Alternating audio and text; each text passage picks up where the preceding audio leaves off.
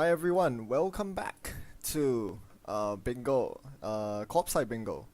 If you haven't checked out episode 1 yet, be sure to do so. We're picking up from where we left off after the epic game with Seamus.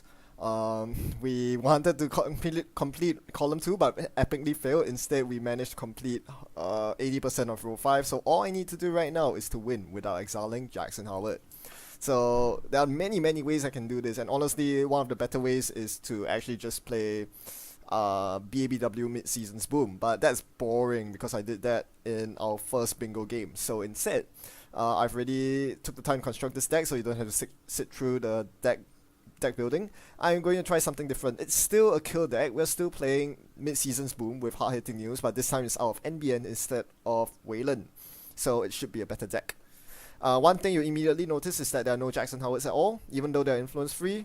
We don't want to exile Jackson Howard, and what better way to do that than to not have any in your deck. Arguably, I should actually still be running it, if only for the draw 2 ability. Being able to draw through lots of cards is kind of good, but I think I prefer the recycling ability from the bin because I need to recycle booms and tagging hard-hitting users in case my opponent trashes them somehow. So this is why I went for preemptive action instead. This deck doesn't auto-die to Film Critic because it runs hard-hitting use, but against a rich deck with Film Critic, I might struggle quite a bit. Then again, this deck can still score out behind Toll Wolves. We'll see how this performs. I'm not sure if I can actually win. This is not the most solid deck, but we'll give this a go.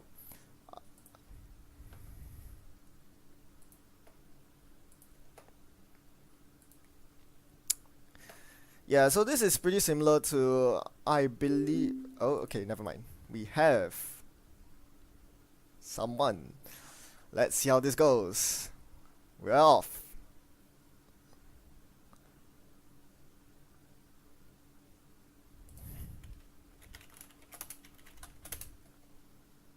I'm up against Kate.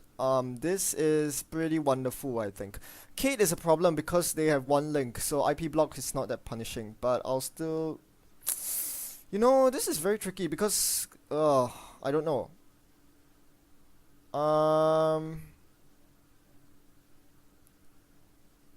Yeah, okay, I mean, this is almost certainly a keep.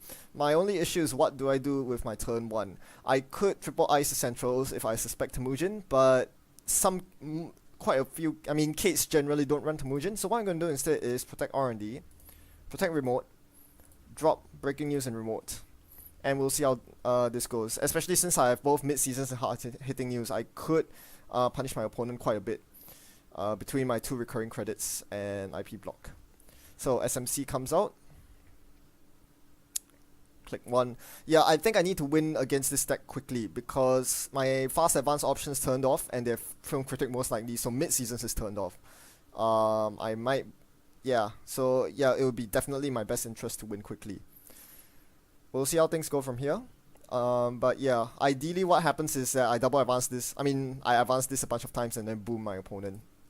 Easier said than done though. Palooza.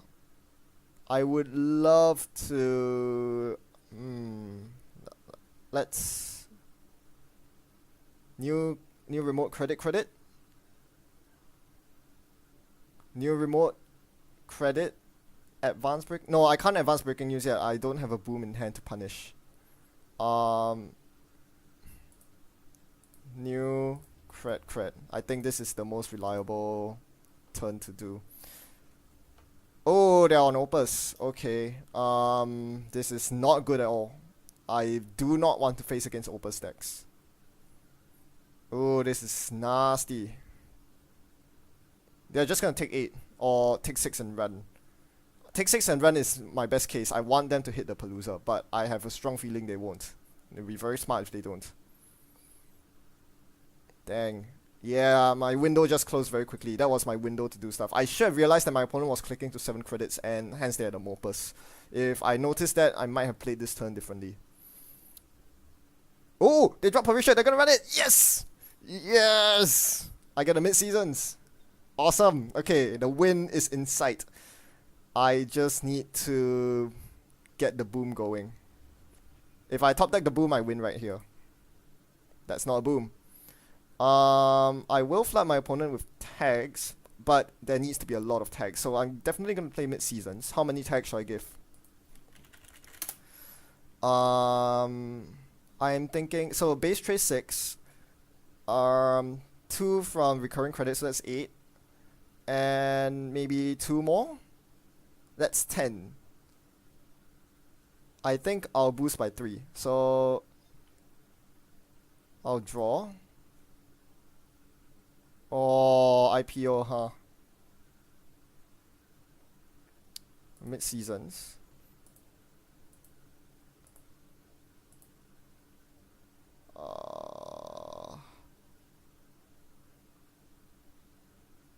Four, and then credit.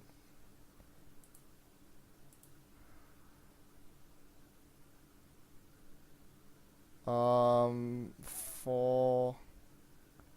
4 brings it only to 10, and they will be stuck with 5 tags. I think I better err on the side of caution and boost this by a good amount.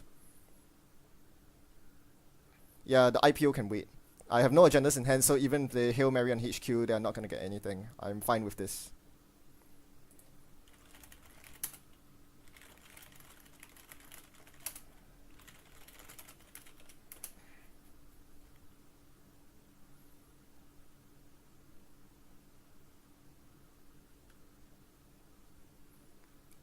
Yep, they actually avoid the tags. This is very smart. So I need to dig for the boom very quickly. Otherwise, they can clear 2 tags every turn. So their turn is probably opus, opus, clear, clear. Opus, opus, clear, clear. So if that's the case, yeah, my window to win is very, very slim. Draw. I think I'll go credit hedge here. Because even if my opponent manages to clear the tags, I still have the breaking news in the remote to kill. I'll keep drawing for it. Nope. IPO. I do not need pop-up. I do not need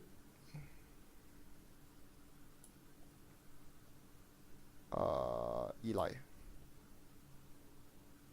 Actually, no. I want Eli. I don't need the third actually. IP block. So now they're out of kill range. I need to find the boom. So let's draw.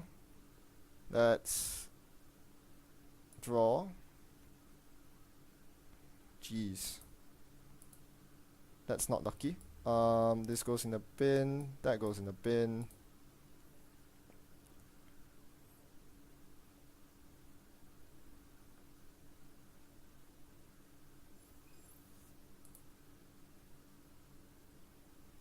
Come on, where's the boom? Fudge, that's not a boom.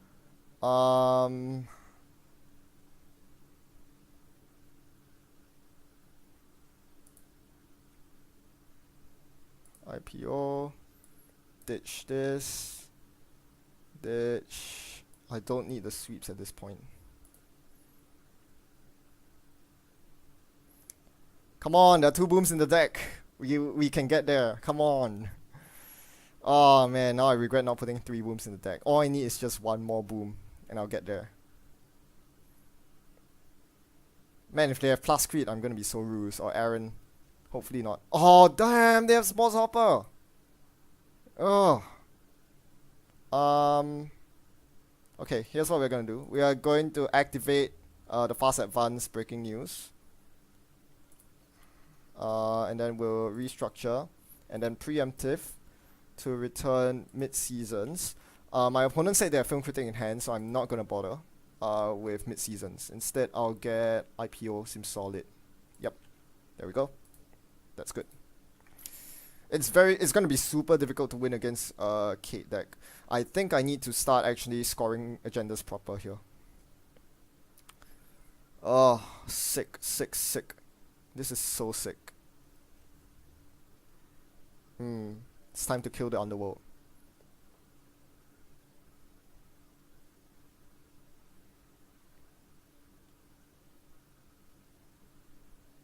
Yeah, I'm definitely gonna start crippling the economy.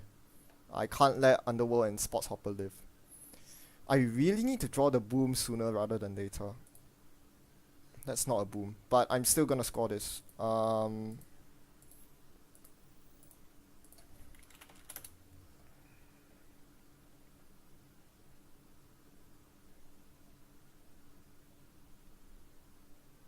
What?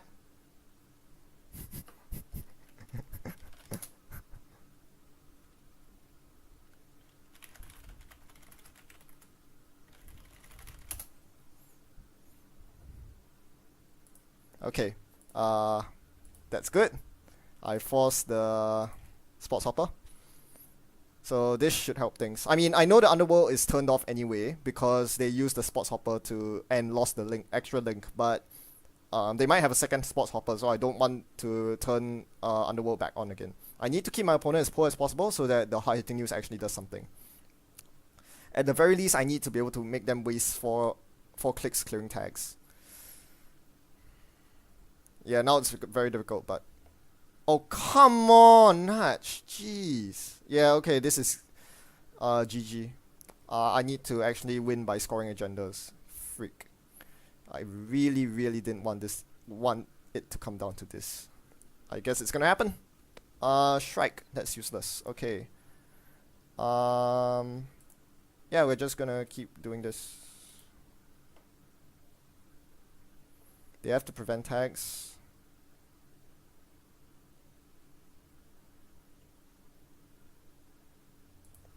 Put this there.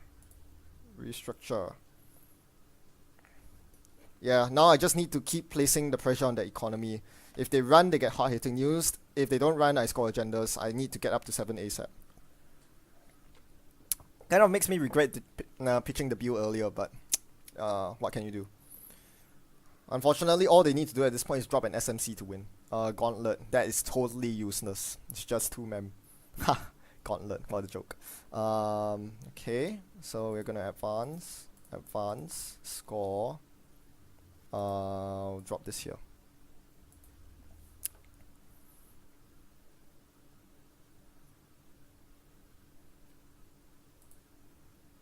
There's so many terminals in my deck. There's hard hitting, there's IPO, there's preemptive. It's so awkward having so many terminals. I think my next turn is gonna be double advanced build and preemptive. Oh no, I don't really want preemptive cards at this point. I need to be drawing agendas. Preemptive decreases agenda density, which is bad. This is a very odd game indeed. Clot, that's useless. I'm slow rolling all my agendas. Let's think about this logically. If I double advance the build, is it possible that they can get in at all? Yes, because they have nudge, which avoids attack from IP block. So this server is not that good.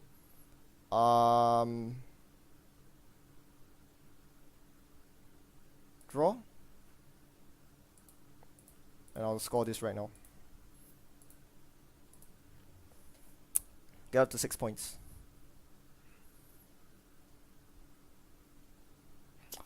The last point is going to be super difficult to score because there are only 3 good agendas. Breaking News, the last build, and the last Astro, and Clots on the table. So I'm quite worried about this. And they have Clone Chip. I'm still considering purging the Clot just to force the Clone Chip out. How? Purging sets me back a huge amount of tempo. I think I'm better off looking for... No. There's no installables in my deck except for Sand and Agenda. So if I drop anything in the server, it's going to be an agenda and they will run it. They do have Clone Chip into SMC, into Paperclip or whatever their Barrier Breaker is. I think I still need to go for it. Draw. Yeah, that's fine. That works. And that. So, yeah. I'll force the run here and I can HHN them. Because they will definitely be too poor to... after the fact. So if the HHN lands and they're fewer than 8 credits, I can potentially get a bunch of trashes going. Yeah, installing cloud was possibly my opponent's biggest mistake because they know full well that their biggest problem is not fast advance. Their biggest problem is not being able to get through this secure remote. So they should have been spending the time getting breakers and money instead of, yeah, wasting resources on cloud. And especially Gauntlet. I guess they needed the memory, but yeah. Well, that's game.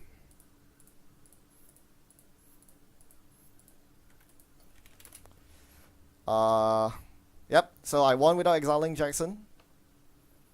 Uh, t-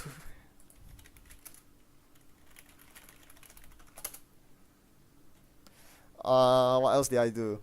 I don't think I achieved much else here. Did I stop run event? No, I didn't. Did I win with Agenda Archives? No, I didn't.